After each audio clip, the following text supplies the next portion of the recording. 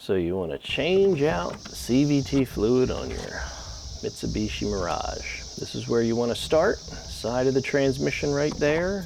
I folded back the inner wheel well so you can see what we're going after here. This is a 10mm bolt, and that is going to get the housing off that holds the cartridge filter for this transmission.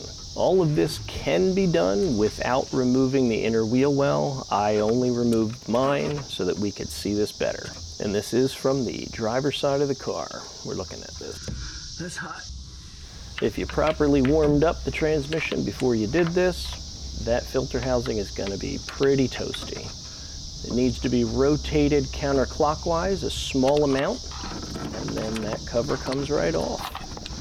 I'm doing this fluid change about 40,000 miles after I did the first one. Got about 100,000 on the car, did the first one around 60, and you can see by the color of that fluid, I'm glad I'm doing it now. And this right here is the filter. Just give it a little pull, comes right off. That's it, filter's out. So, this is the gasket that goes on the filter housing. You're gonna wanna replace that. There is the Mitsubishi Motors part number right there. If you wanna get the replacement, I'd recommend it. Then the oil filter, there's the replacement number on the screen, Mitsubishi part number.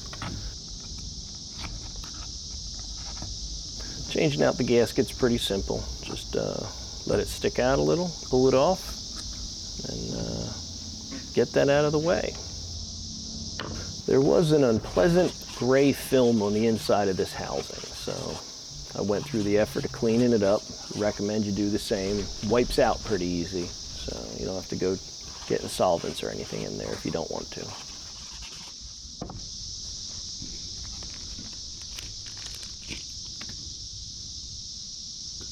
This right here is the only fluid you want to put back in that trans. That's the stuff from Mitsubishi. You're going to want to get yourself 3 quarts of this to get this job done. You're going to use about 2.5 to 2 3/4-ish. Get a little bit of that, stick it on that O-ring and pop that on.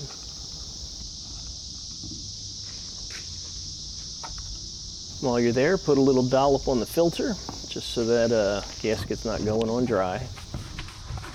Take a second to clean out the location that filter came out of. That kind of gray slime was in there as well. You're gonna take your new filter and pop it right back into where you found the old one. This right here, this is the whole reason for me pulling that wheel well out so you can see. There is a flange, a tab, an arm, whatever you want to call it, that's on that filter housing that you need to kind of turn clockwise and counterclockwise to get it to go in. And you can't see this with the liner in. See that right there? You turn it back like this to pull it out, like that. And then now that you're putting it back in, turn it like that to line it up. And this little demonstration is the entire reason I pulled that wheel well, just to show you that. Because that is not something you're going to see with the wheel well in place. So you put that nut back in, tighten it down. It was not that tight coming out, so don't over tighten it putting it back in. So this right here is how I drain the fluid out of mine. I don't pull the plug out of the bottom of the trans. It's a mess. I don't like doing it. So I get this fluid vac. I get the dipstick out. I stick the hose of the fluid vac down and in. And then I start pulling the old trans fluid out from there. And that's it. See that? That fluid is ugly. 40,000 miles, it looks way worse than it should. This method that I'm using here gets about 2.4 quarts out instead of the 2.65 that they say you get out when you pull the plug in the bottom of the trans. I've never found it to get that amount they say gets out, so that's why I go this way. It's less messy, it's a little easier, and it changes out about the same amount of fluid. The opening at the top of that dipstick hole that you're going to put the fluid back in through is pretty narrow, so make sure you got a really narrow funnel, because if you don't, you're going to make a world of mess. Make sure you're putting back the factory recommended fluid into these transmissions. It's Seems to be an awful lot on the internet says don't try using any kind of aftermarket fluids, so I use the factory stuff. It's not cheap. There it is. Does tend to work really well.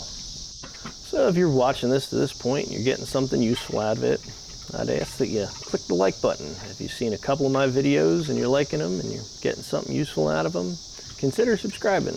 I'd greatly appreciate it. And that's right, I call my car the Jelly Bean. It's bright green, shaped like a jelly bean. It needed a nickname, and that's what it got. It does make people giggle. So now that you got your fluid in, put that dipstick back in there, and you want to fire up this 3-cylinder hot rod, get it running, and then slowly shift it through all the gears. And as you see, I'm wearing ear covers. The cicadas are out right now, and man, are they loud. We're looking at about 94 decibels underneath the trees outside of my place where the cicadas are out there screaming. So I wear ear covers outdoors right now.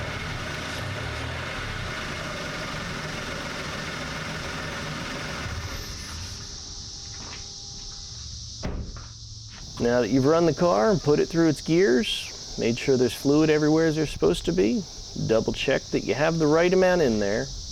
The dipstick's got a little hot-cold line on it.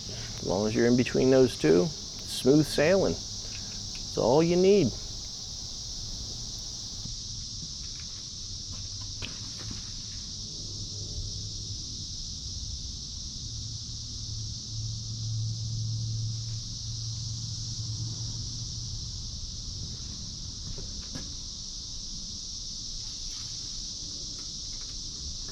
So thanks for joining me. This is another job well done.